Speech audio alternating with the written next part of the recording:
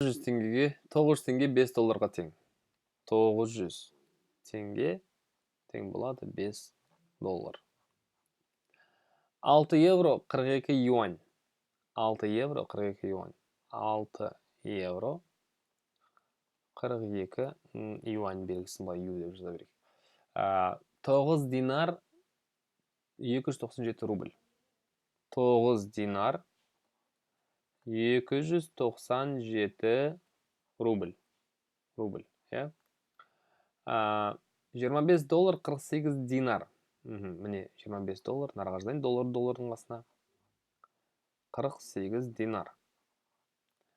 7 юань 70 рубль. 7 юань 70 рубль. Юаньды юаньның қасына жазайын, оңай болсын. 5000 теңге қанша юаньға тең?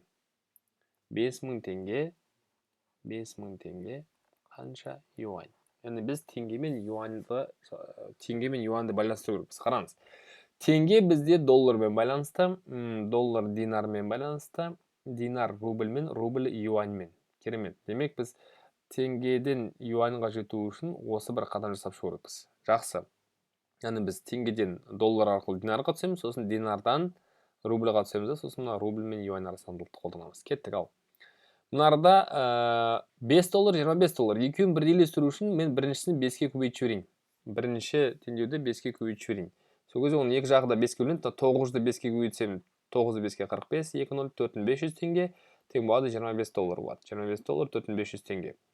Ал 25 доллар 48 динар. Демек 4500 теңге мен 48 динар бізде тең болады. Себебі олардың оң жақтары тең 25 доллар, 25 доллар.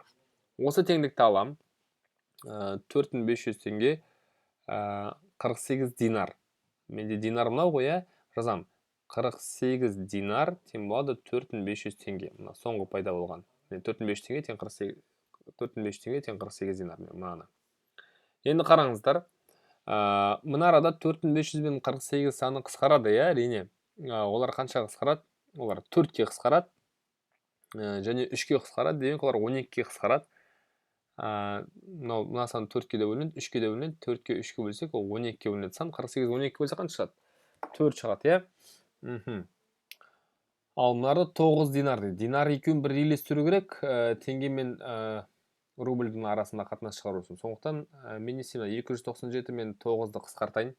Бұл екеуі де 9-ға бөлінеді. 9-ға бөлініп қасиет бойынша мына цифрларын қосылса 2 + 9 11, қосу 7 18, 9-ға бөлінсе, мына сан 9-ға бөлінеді. Сондықтан мен 297 мен 9-ды 9-ға бөлсем, мынарда 1 динар қалады. Мынарда 29-ды 9-ға бөлсем 3-те беремін, 27, 2, 27-ді тағы да 3. Яғни 1 динар 33 рубль.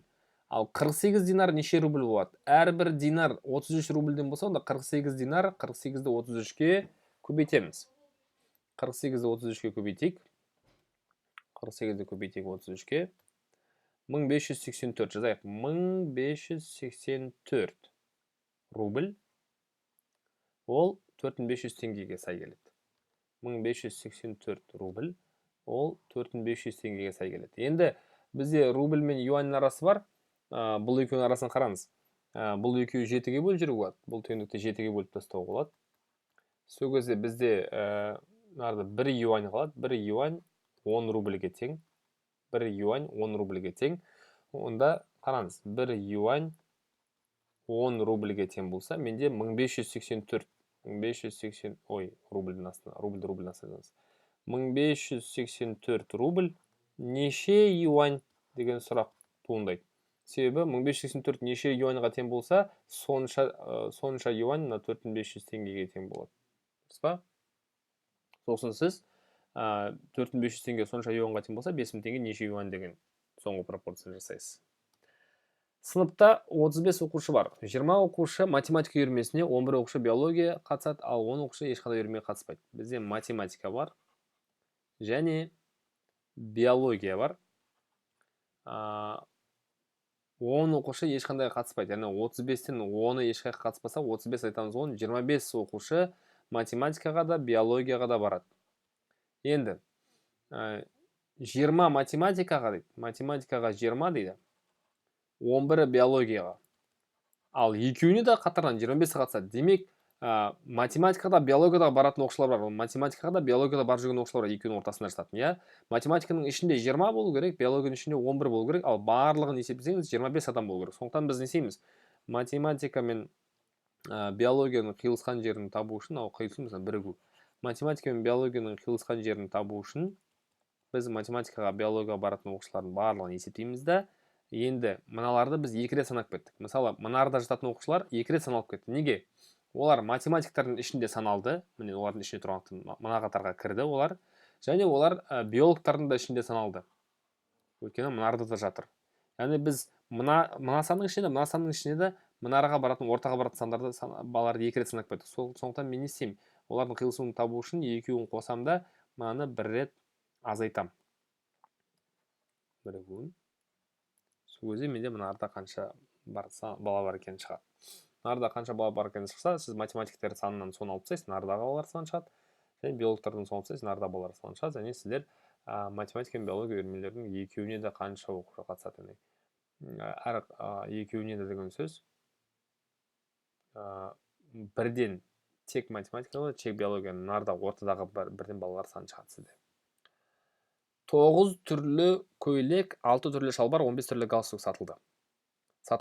Бір көйлек, бір шалбар және бір галстук үштігін қанша түрлі тәсілмен сатып алуға болады? Енді қараңыз. 9 түрлі көйлек бар, 6 түрлі шалбар. Мысалы, 1, 2, 3, 4, 5, 6.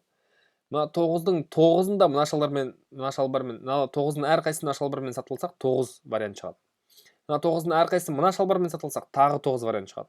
Мына 9-дың әрқайсысы мына шалбармен сатылсақ, иә, мына біріншісі мынаумен, екіншісі мынаумен, үшіншісі мынаумен, төртіншісі мынаумен, әрқайсысы мына шалбармен сатылсақ, тағы 9 шығады. Тағы 9, тағы 9 жердегі 6 шығады. 9 жердегі 6 мен 54 вариант бар. Бір көйлек пен бір шалбар сатылу үшін. Енді сол жұпқа, сол көйлек қосу шалбар жұбына 15 түрлі вариант галстук бар.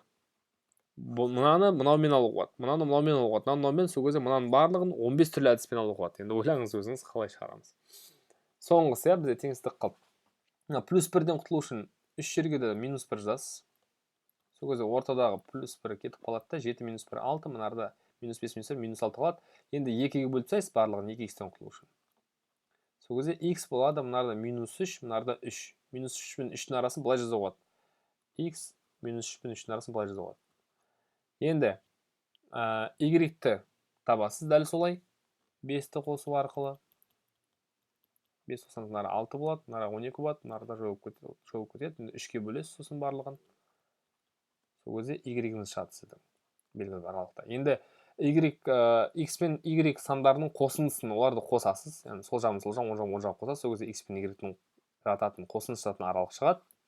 Осы аралықтағы осы екі санның арасындағы ең кіші бүтін санды табасыз.